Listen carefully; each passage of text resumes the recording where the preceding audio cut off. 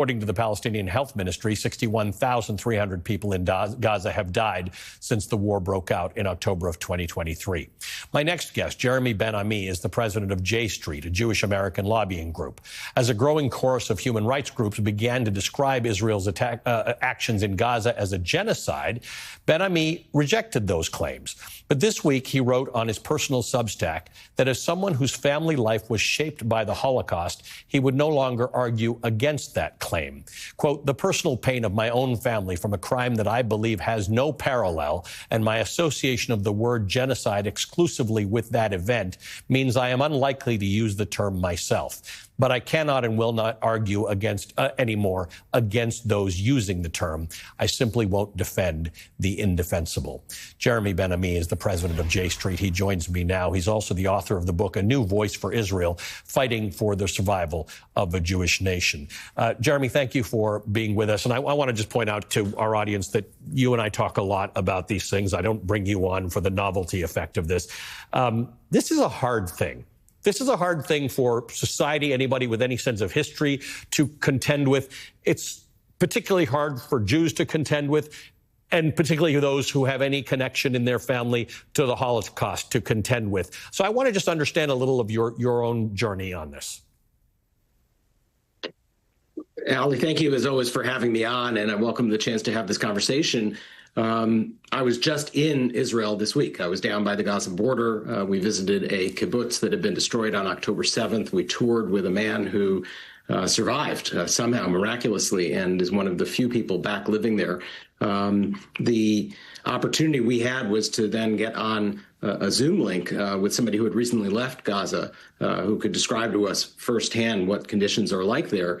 And I think the question isn't what do you call it, right? The question isn't the word that one uses and whether or not the World Court is going to find in 5 years that a particular international convention on genocide has been violated. The issue is, what are we going to do today? Everything that you just outlined in the opening, you went on for a minute and a half there with a series of statistics and pictures and stories that are a violation of everything that I understand to be my Jewish morality. It is a violation of everything that is in the best interests of the state of Israel.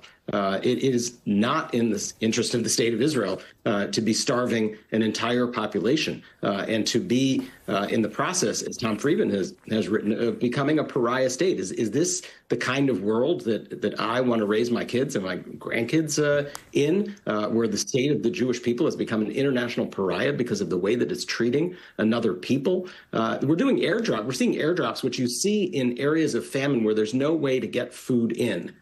I stood 1 mile from the aid distribution point inside the Gaza Strip. It would have taken me 60 seconds to drive on the road with a truck from where I was standing this week to get the food in to Gaza. This is a man-made, orchestrated deprivation of the basic necessities of life. And whatever you call it, every single American, every single Jew around the world needs to stand up and say to the government of Israel, stop. You do not represent us. You are not doing the right thing. You are not doing what's in the best interests of your country and the Jewish people, and this needs to end now. Part of the problem with this whole conflict, and not just since October 7th, but this region of the world, is that people adopt binary views of what's going on. So with this issue, putting aside whether you call it genocide or not, but with this issue about what do we do now to stop the starvation of people, you can hold both thoughts in your mind. You can hold the thought that October 7th was a horrible thing. You can hold the thought that these hostages who remain alive are starving, and that's a horrible thing, and that they should be released, and that what's happening to the Palestinians is a horrible thing. And those don't have to be opposing thoughts in your mind. Absolutely. The single most important word in the English language when it comes to this conflict is the word "and." Because if we turn it into a binary, and if you say to people you have to choose one side or the other, if you say to people that you must be pro-Palestinian or pro-Israel, then we're condemning ourselves and our kids to a never-ending conflict. The "and" is that Israelis deserve security. They need to know that they can live in a land of their own without being subject to terror and attack. And Palestinians deserve security, and they deserve their rights and their freedom and self-determination. And Palestinians will never have freedom if Israelis aren't secure. Israelis will never have security if Palestinians aren't free. And the only road forward is an "and," where we put this aside and we say this isn't a win-lose. We have to find the win-win solution.